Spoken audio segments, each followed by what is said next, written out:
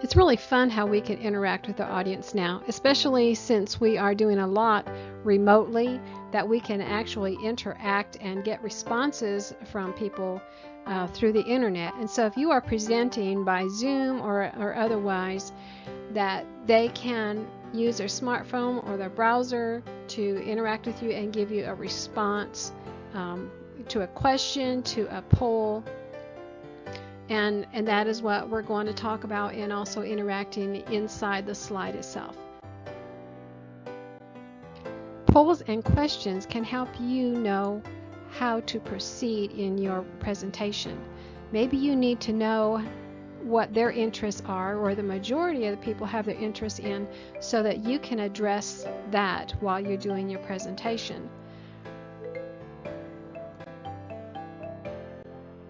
I've chosen 2 out of many apps that you can use for polls. Poll Everywhere and Mentimeter are just the ones that I have here, and I am comparing the free version. You're welcome to stop the video and look at them more closely. In the previous slide, I showed you how Mentimeter had 13 questions that you could choose from. These are them that are listed here. I think the most interesting ones are like the word cloud, where you can ask them an open-ended question like, where are you from, or what do you do, and then it appears on the screen, the different names that they say or places they say, and it starts making a word cloud that keeps changing as answers are given. And I think that's really fun. There are all these other ones. You can look through them, but before you make your choice, I would look at several different ones and compare them for what you are wanting to do.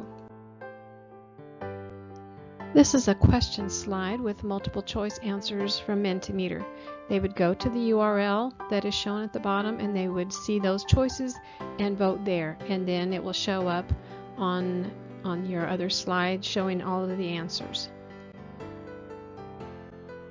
This is what the same question looks like through Poll Everywhere. At the top you can see where they need to go to respond to this. It has my name and where I have set up that question and where the responses will go to. But this is how it looks like on the question slide.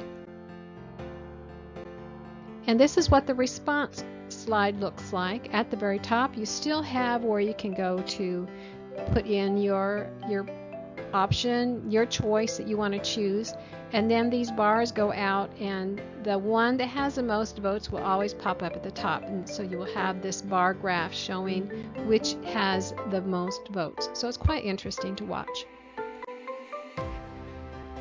This shot is showing a word cloud that is in process. Word clouds are fun. You get several responses that are the same, and that word gets bigger, and as new ones come in, and the words are morphing and moving and changing shape and all. And so it's just a lot of fun for people to see and watch, and kind of entertaining. They are making themselves as they answer the questions, and so they want to be involved, and it just helps your people engage.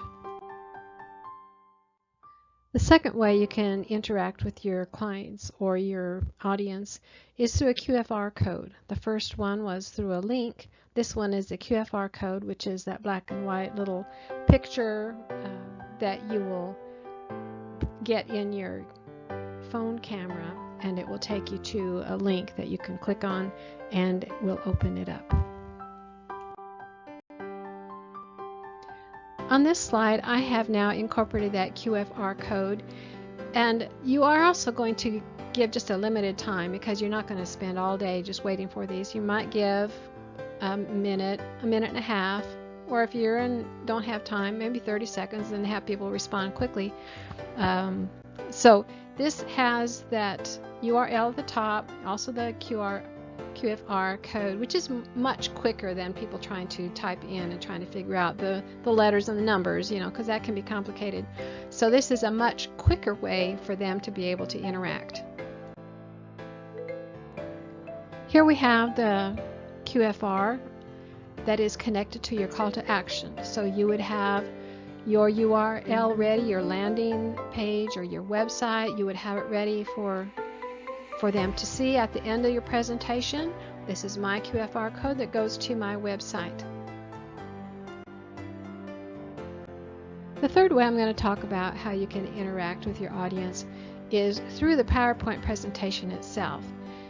PowerPoint has the ability to link within the presentation, and so you can go back and forth among your own slides. When you're doing your Q&A at the very end, you will be able to do this and go back to a slide that maybe someone has a question about.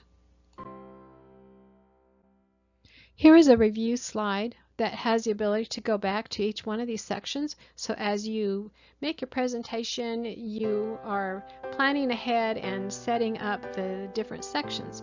So you could have this section where you could go back to that slide, and from that slide you could go forward to a slide in that section that perhaps someone has a question about. Here's a review slide that has pretty much all of the slides where someone can ask a question. You can quickly go back directly to that slide, and then you can come back to this by either clicking on the number of the slide number, because I have linked that back to this slide. That's one thing you can do, is you can link back and forth between slides. And so when I have thought through this process, I wanted to be able to go from a slide to the end and use that during the question and answer session. So this is another way that you can go back and forth and use the linking process in PowerPoint. Here are a couple of things you could incorporate in your last slide. You can have both a question that you're asking, maybe you want feedback on your presentation, or maybe some other question, whatever you want.